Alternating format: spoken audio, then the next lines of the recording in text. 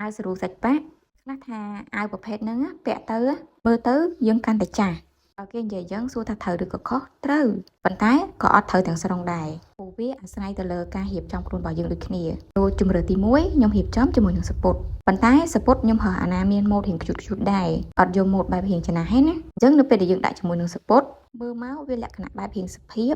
ប៉ុន្តែក៏មិនសុភាពខ្លាំងដែរវាគួបផ្សំនឹងអាវសាច់ប៉ាក់ហ្នឹងវាមានម៉ូដនឹងដៃបែបរៀងខ្ជូតផងអញ្ចឹងវាធ្វើឲ្យឈុតមួយហ្នឹងវាកាន់តែខ្ជូតអញ្ចឹងបានជាមួយនឹងសពុតមួយហើយទី2សម្រាប់បងដែលចូលចិត្តប្រភេទកាបូយបងអាចដាក់ចំណុយជាមួយនឹងប្រភេទសាច់កាបូយបើអាចយកពណ៌លក្ខណៈខៀវដិតណាពណ៌ខៀវដិតស៊ីជាមួយនឹងអាវពណ៌សជ្រើសរើសកាបូយណាដែលមានរាងនៅចកេះរាងខ្ពស់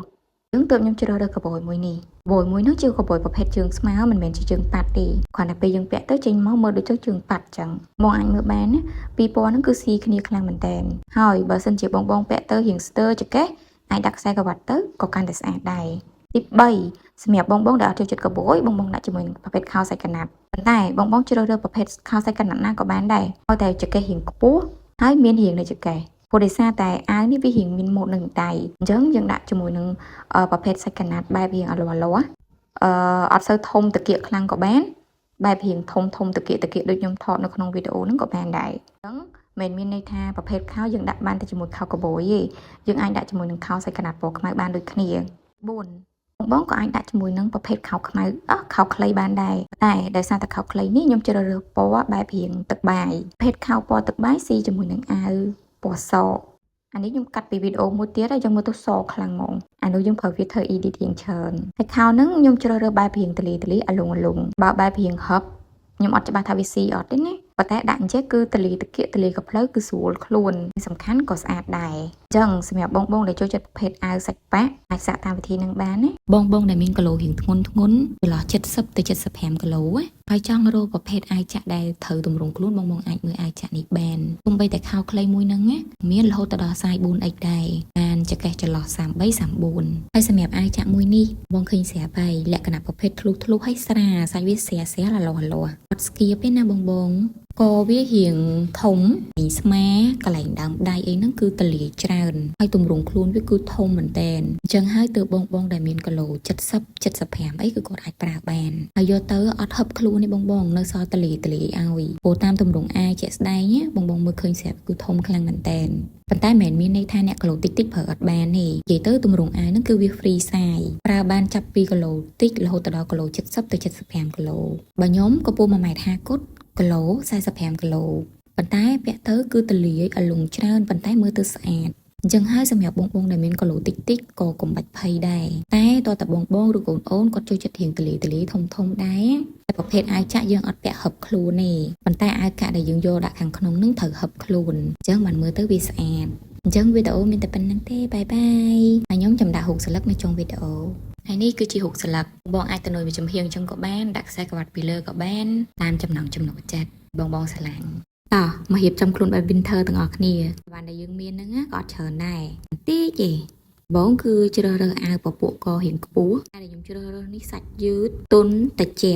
អត់ស្គៀបទេតែធ្លាក់ខ្យល់អញ្ចឹងខ្ញុំប្រើមួយខោតែខោហ្នឹងចកេះយឺតក្រោយហើយទលីតាគៀកនឹងកភ្លៅមកឃើញអញ្ចឹងនេះធំណាអញ្ចឹងពេលយើងទៅនុយទៅជាមួយអាវខ្មៅនេះក៏ស្អាតដែរតែសម្រាប់អ្នករៀងទូចគាត់ស្លៀកអញ្ចឹងបានណាតែអ្នកដែលគាត់រៀងមានសាច់គាត់ស្លៀកអញ្ចឹងអត់កើទេបែបហ្នឹងក៏អត់សូវជាកក់ក្ដៅខ្លាំងប៉ុន្មានដែរតើតែយើងបន្ថែមអាវសាច់ចាក់ពីលើមួយទៀតអាវសាច់ចាក់ហ្នឹងបងមើលសាច់វាដូចស្គៀបអញ្ចឹងតែសាច់វាលងទន់ហើយកគេឡើងដៃអត់មានធ្នេដេណាក្នុងអាវក៏អត់មានធ្នេដេដែរសាច់ហ្នឹងគឺទន់តិចអត់ស្គៀបហ្មងមិនថាអាវមិនថាខោឬក៏សាច់អាវចាក់អីលេវមកទាំងអស់ហ្មងទៅហើយលេវនឹងក៏ស្អាតទៀតតែមួយជើងកខ្ពស់បន្តិចតែបជាបងoutfit មួយនេះ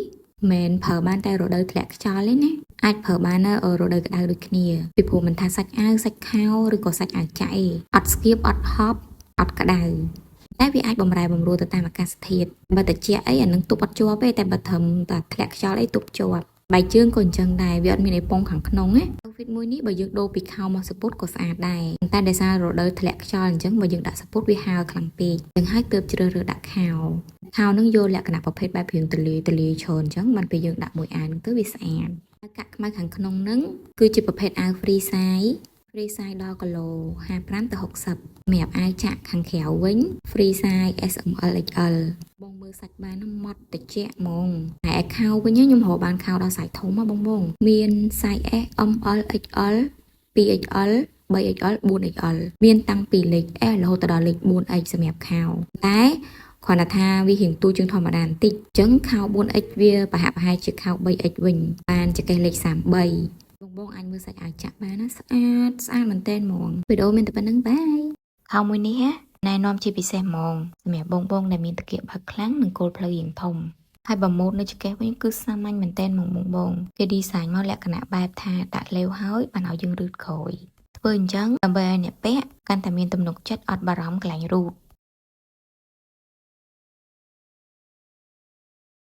ឃើញពណ៌អញ្ចឹងបារម្ភថាពិបាករកអាវដាក់មែនដាច់រើសពណ៌អាវបងស្រឡាញ់ពណ៌ខ្មៅហ៎បងស្រឡាញ់អាវពណ៌ខ្មៅជាមួយនឹងខោពណ៌ហ្នឹងណា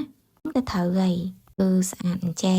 ញមកឡើងមើងម៉ាត់ខោមួយហ្នឹងបងជាប្រភេទខោតម្រង់ជើងស្មើ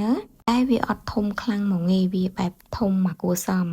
ហើយបើសម្រាប់បងដែលអត់សូវមានតាគៀកកេះរៀងស្មើអីហ្នឹងក៏បាច់បារម្ភដែរបងអាចមើលរៀងរបស់ខ្ញុំបានអាវទី2ដែលខ្ញុំរើសប្រភេទអាវពណ៌ទឹកសមុទ្រស្រាលពណ៌មួយនេះយើងដាក់ជាមួយនឹងខោហ្នឹងក៏ស្អាតដែរបង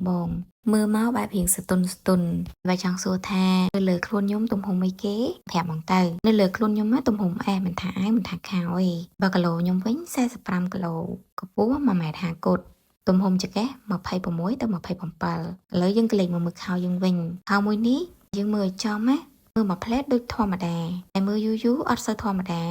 ពូតខោបែបរៀងស្រាលតែខោនេះចង់ទៅធ្វើការក៏បានចង់ទៅដើរលេងក៏បានដែរព្រោះពេលយើងរៀបចំខ្លួនទៅដើរលេងក្លីបណាមើលអញ្ចេះបានដឹងថាខ្ញុំអត់ចកេះប្រាប់ហើយថាខ្ញុំអត់ចកេះទេខោពណ៌ហ្នឹងក៏ស៊ីជាមួយនឹងអាវពណ៌ទឹកប៊ិចខ្មៅដែរខ្ញុំក៏យកអាវពណ៌ទឹកប៊ិចខ្មៅមួយនេះយកមកដាក់ជាមួយខោពណ៌ហ្នឹងតែបាយថាខ្ញុំហ្នឹងអត់មានតាគៀកទេឡើងស្មើហ្មងណាក៏លេចមកមើលខោវិញពេលដែលយើងរៀបចំអញ្ចឹងបានដឹងថាខោហ្នឹងរៀងស្វែកខោហ្នឹងប្រែកាឡាបងម្ដងសុភាពម្ដងស្វែកកន្លែងខ្សែក្រវ៉ាត់ហ្នឹងយើងចង់ដាក់ក៏បានអត់ក៏បានដែរអាចបដូរខ្សែក្រវ៉ាត់ផ្សេងអីក៏បានដែរនឹងតាមចំណង់ចំណូលចិត្តទេមិនតម្រូវថាតើតាដាក់ឯណាគាត់តែយើងចង់ប្លែកភ្នែកយើងចង់ស្អាតអីយើងដាក់ទៅអញ្ចឹងសម្រាប់បងឬកូនដែលមានតាគៀករៀងបើកគល់ផ្លូវរៀងធំអាចសាកល្បងខោទម្រង់បែបនេះបានសម្រាប់បងឬកូនដែលមានតាគៀកបែបរៀងផតឬក៏គេហៅអត់តាគៀកគេស្មែខ្ញុំអញ្ចឹងណាក៏អាចសាកល្បងជាមួយនឹងខោនេះបានដែរបាយខោសាច់កណាត់ពណ៌ខ្មៅបងប្រភេទខោជើងស្មើជាប្រភេទខោរូតខាងមុខហើយបើកប៉ៅវិញជាលក្ខណៈដេបឆោតទេហើយអត់បានទេណាគេដេបែបនឹងទាំងសងខាងបើចំហៀងវិញគេលក្ខណៈលេងម៉ូដកន្លែងនេះបែបនេះបងខោខ្លះលេងម៉ូដបន្តិចទេតែមើលទៅប្លែកហើយស្អាតផ្នែកខាងក្រោយវិញជាប្រភេទចកេះស្មើហើយមានកប៉ៅមួយចំហៀងប៉ៅនឹងបឆោតទៀតប្រភេទសាច់កណាត់បែបប្រឡោះប៉ុន្តែអត់យឺតខោប្រភេទហ្នឹងបាននិយាយទេចេញមកដឹងតែអាវតនុយខោទៀតហើយទេមកពីអាវតនុយខោមើលទៅវាស្អាតហើយ clean ជាពិសេសអត់ហួសសម័យកាលណាក៏គេនៅតែរៀបចំខ្លួនបែបហ្នឹងដែរមិនថាទៅធ្វើការទៅកម្មវិធីជួបជុំមិត្តភ័ក្តិឬក៏ដើរលេងឯងអាចលេង style បែបហ្នឹងបានហើយទើបខ្ញុំជ្រើសរើសយកអាវពណ៌កាកាផ្លោកមកតនុយជាមួយនឹងខោពណ៌ខ្មៅធ្វើខ្សែក្រវ៉ាត់កាបូបឡើង couple ពេលសម្រងខោនៅលើខ្លួនខ្ញុំហ្នឹងមិនមែនសម្រងស៊ីនទេបើចង់មើលសម្រងស៊ីនគឺប្រវែងនេះសម្រងស៊ីនរបស់វាគឺសម្រាប់អ្នកកម្ពស់ 1.55 ដល់ 1.65 ខ្ញុំកម្ពស់ 1.50 អញ្ចឹងនៅពេលដែលពាក់នៅលើខ្លួនទៅគឺសម្រងប្រវែងហ្នឹងបងខ្លះក៏តែងតែសួរថាបើយកទៅសេរីជើងណាតើខូចម៉ូដឬក៏ទម្រង់ខោអត់ភេទខោជើងស្មើអាចយកទៅសេរីទៅតាមកម្ពស់របស់យើងបានថា 1.50 គត់ 1.40 1.45 អីទេបើប្រភេទខោជើងប៉ាត់យើងយកទៅសេរីជើងទៅបាត់ម៉ូដនុយមួយអាវក៏បើកដៃវែងហើយប៉ុន្តែសាកមកតនុយជាមួយនឹងអាវដៃខ្លីវិញម្ដងកន្លែងខ្សែក្រវ៉ាត់ហ្នឹងបងអាចដាក់កស៊ូបានបើសិនជាបងអត់ចង់ឲ្យវាធ្លាក់មានអីតនុយមួយអាវនេះស្អាតម្យ៉ាងដែរតាឲ្យបងគិតថាដាក់បានតែជាមួយអាវដៃវែងតែបើថ្ងៃណាមួយបងមានអារម្មណ៍ថាអត់ចង់រៀបចំខ្លួនបែបតនុយអញ្ចឹងទេបងអាចសាកលេង style មួយនេះបានកាក់ហើយយកអាវនឹងដាក់ពីលើតែម្ដងអាវនេះមានសាយបងមាន size S M L XL ជាប្រភេទអាវបែបរៀងតលីដែរតលីស្មាដើមដៃអីហ្នឹងហើយដូចបងឃើញអញ្ចឹងណាអាវហ្នឹងគឺជាប្រភេទអាវកមូបែបនេះគេដេរអញ្ចេហើយមានលាវខាងមុខដែលយើងអាចបិទបាន ដៃវិញក៏គេដេរបែបមូលអញ្ចឹងដែរសាច់នេះអ្នកខ្លះគេហៅថាសាច់កពីងដូងប៉ុន្តែអាចបញ្ជាក់បានថាសាច់ហ្នឹងអលាស់ប៉ុន្តែអត់អលោងទេហើយបើចុងអាវគេដេរជាមួយនឹងកស៊ូបែបនេះធ្វើប្រទេសរៀងធំអាវនេះមើលទៅបែបរៀងសុភាពបន្តិចស្វែកបន្តិចអត់សុភាពចំទេណាពីអាវមួយទៀតអាវនឹងមានតែមួយពណ៌ហ្នឹងឯងពណ៌ទឹកប៊ិចកម្មៅអូមួយថ្ងៃឯងផ្លេចបញ្ជាក់ហើយនៅលើខ្លួនរបស់ខ្ញុំមានគ្រប់ខ្នាតបង XS S M L XL 2XL តែ XS ហើយនិង S គឺមានតិចខ្លាំងមែនតើហ្មងហើយខោមួយហ្នឹងដូចបងឃើញអញ្ចឹងជាប្រភេទខោជើងស្មើមែនប៉ុន្តែមិនធំពេកហើយក៏មិនតូចពេកដែរភេទចកេះខ្ពស់ប៉ុន្តែក៏មិនខ្ពស់ខ្លាំងណាស់ណាដែរខោមួយនេះអត់ណែនាំសម្រាប់អ្នកដែលមានតាគៀកធំគល់ផ្លូវធំទេព្រោះដូចបងឃើញអញ្ចឹងគឺអត់ទលាយកន្លែងតាគៀកនឹងក៏ផ្លូវខ្លាំងទេតែក៏មិនមានន័យថាអ្នកតាគៀកធំគល់ផ្លូវធំគាត់ប្រើអត់បានដែរគ្រាន់តែលក្ខខណ្ឌរបស់គាត់ត្រូវឲ្យគាត់យកទំហំធំជាងខ្លួនដើម្បីឲ្យតលីតាគៀកនឹងក៏ផ្លូវតែគាត់ត្រូវបញ្ចូលចកេះឬក៏អាចនិយាយថាសេរីចកេះអាវមួយហ្នឹងបងអត់ចង់ពាក់ចំហបងបិទចេះបានអ្នកខ្លះគេបិទតែ3អញ្ចឹងឯងគេឲ្យចំហក្រោមគេចង់លេង style បែបហ្នឹងហើយសម្រាប់បងដែលមានកម្ពស់រៀងខ្ពស់ជាងខ្ញុំគាត់ពាក់ទៅអាចនឹងស្អាតជាងហ្នឹងរៀងឃើញចកេះខោហើយមួយទម្រង់ទៀតអ្នកខ្លះគឺគេបិទទាំងអស់គេទាញឡើងលើធ្វើដូចជាតលុយជាមួយនឹងខោអញ្ចឹងអាវមួយនេះឃើញអញ្ចឹងណាប៉ុន្តែយើងពាក់បានច្រើនរបៀបមែនតែនជាពិសេសគឺស្រួលបងដោយសារវាតលាយបងឃើញអញ្ចឹងគឺតលាយមែនតែនមិនថាដៃស្មាឬក៏ខ្លួនទេហើយទៅធ្វើការហើយឯនៅតែ style ទៅដើរលេងយើងអាចដាក់ជាមួយនឹងប្រភេទអាវបកង់រៀងខ្មៅចេះបងប្រភេទអាវនេះបែបរៀងតលាយធំអាលុងប៉ុន្តែនៅពេលដែលយើងដាក់ជាមួយនឹងប្រភេទខោខ្មៅដូចគ្នាហើយជាប្រភេទជើងស្មើតែអត់ធំខ្លាំងក៏ស្អាតមួយយ៉ាងដែររងមួយនេះលក្ខណៈបែប cool girl ហើយបងចាប់អារម្មណ៍អត់ខ្ញុំដូរម៉ូតសក់គឺខ្ញុំដូរស្បែកជើងដែរខ្ញុំក៏យកប្រភេទអាវឆ្នូតខ្លួនខ្លីមួយនេះមកសាកជាមួយនឹងខោនឹងដែរអត់ទេស៊ីគ្នាហ្មងបងខោនេះឃើញអញ្ចឹងណាប៉ុន្តែដាក់ជាមួយអាវអីក៏ត្រូវដែរព្រោះទម្រង់ខោនេះគឺវាស្អាតណាគ្រាន់តែថាប្រហែលបន្តិចអ្នកដែលគាត់មានតាគៀកធំខ្លាំងគល់ផ្លូវធំខ្លាំងគាត់ប្រើអត់កើតប៉ុន្តែអ្នកដែលមានតាគៀកធម្មតាគល់ផ្លូវធម្មតាត្រូវម៉ាច់ហ្មងជាពិសេសទៀតណាបងដែលអត់សូវមានទម្រង់តាគៀកដូចខ្ញុំអត់មានតាគៀកអីបងស្មើអញ្ចឹងពេលខ្លះខោខ្លះគឺខ្ញុំស្លៀកទៅអត់លើកសោះហ្មងប៉ុន្តែខោនេះស្លៀកទៅរៀងលើករៀងដែរបងអាចដាក់ជាមួយអាវកបយបែបនេះបិទលេវអញ្ចឹងក៏ស្អាតដែរវីដេអូមានតែប៉ុណ្្នឹងតែអាវខ្លះបើគ្រាន់តែកាន់មើលអត់ដឹងថាស្អាតទេហើយពេលខ្លះដឹងថាយកមករៀបចំខ្លួនបែបណាទៀតតែបើបានយកមកដាក់លើខ្លួនដឹងថាស្អាតបានគិតឃើញថាយើងអាចយកមករៀបចំខ្លួនបានច្រើនទម្រង់មែនតែនអាវពេលខ្លះដូចមនុស្សអញ្ចឹងណាភ្លាមអត់ដឹងថាស្អាតទេតែចាប់ផាត់មុខចាប់ស្លៀកពាក់បានឃើញស្អាតហ្មងអញ្ចឹងអាវមួយនេះដូចគ្នាជម្រើសទី1ខ្ញុំចង់ឲ្យបងទាំងអស់គ្នាសាកល្បងយកអាវប្រភេទនេះមករៀបចំខ្លួនជាមួយនឹងខោខ្លីតែដឹងថាអាវប្រភេទហ្នឹងប្រកាសជាមូដៃអត់ជាប់ទេអញ្ចឹងក្បាច់យើងមានតែដាក់កៅស៊ូនឹងឯងដាក់ទៅគឺជាប់ងាំងនៅនឹងហ្មងតែថាដាក់ជាមួយនឹងប្រភេទខោខ្លីបងអាចសាកល្បងដាក់ជាមួយនឹងខោខ្លីពណ៌សាច់មុនពណ៌ខ្មៅព្រោះពេលដែលយើងដាក់ជាមួយនឹងខោខ្លីពណ៌សាច់យើងអាចឃើញម៉ូដអាវនឹងច្បាស់ហ្មងអាវពណ៌ខៀវក្រមៅ fit ជាមួយនឹងខោខ្លីពណ៌សាច់នឹងឯងហើយបងដឹងទេទាំងអាវទាំងខោមានតែ4សាយបងមានសាយ S សាយ M សាយ L និង XL ខោសាយ XL បានចង្កេះលេខ30អាវមួយហ្នឹងពេលខ្ញុំដាក់ជាមួយនឹងខោខ្លីបងខ្ញុំបិទលើអត់ស្អាតហ្មងខ្ញុំមើលទៅមានអារម្មណ៍ដូចជាឆ្កងតែអាហ្នឹងសម្រាប់ខ្ញុំឯណាសិនជាបងទៅតែសាកល្បងមើលតែអ្វីដែលខ្ញុំដឹងគឺពេលដែលខ្ញុំដាក់មួកខ្ញុំមានអារម្មណ៍ថាឈុតមួយនឹងវាកាន់តែស្អាតជាងខ្ញុំអត់ទាន់ដាក់មួកទៀតចេញមកឡើង cool girl ហ្មងបងតែគ្រាន់តែកាយវិការអោនក៏មើលទៅឃើញស្អាតដែរឃើញអត់បងមួយឈុតហ្នឹងគឺស្អាតហ្មងស្លៀកពាក់មួយឈុតនេះទៅដើរលេងហ៎បងមើលមកបែបរៀង cool girl ហ្មងអត់សុភាពពេកហើយក៏អត់ស្វែកពេកដែរតែមើលមកគឺបែបនារីទាន់សម័យបែបលះបែបឯករាជ្យបែបជឿជាក់បើរបៀបទី2ខ្ញុំយកមករៀបចំខ្លួនជាមួយនឹងសពុតនេះវាស្អាតប្រាប់ឲ្យបងមានម៉ូដតិចតែពេលដែលដាក់មួយសពុតលេះលេវបែបធ្វើឲ្យក្រៅអត់ស្អាតទេបើបិទលេវស្អាតជាងប៉ុន្តែពេលបិទលេវបងបិទឲ្យដល់អាយុខាងក្រោមហ្នឹងឲ្យទាញវាខ្ពស់ទោះមិនឲ្យអាវហ្នឹងមើលទៅដូចក្របថប់ចឹងនេះបងឃើញទេអាវខ្លួនខ្លីចឹងអីដែលចាយដនទៀតបងដឹងអត់មកពីអាវហ្នឹងពណ៌ទឹកប៊ិចកម្មៅហើយសពុតហ្នឹងពណ៌ទឹកប៊ិចកម្មៅទៀតចឹងមើលចេញមកគឺលក្ខណៈដូចសេតចឹង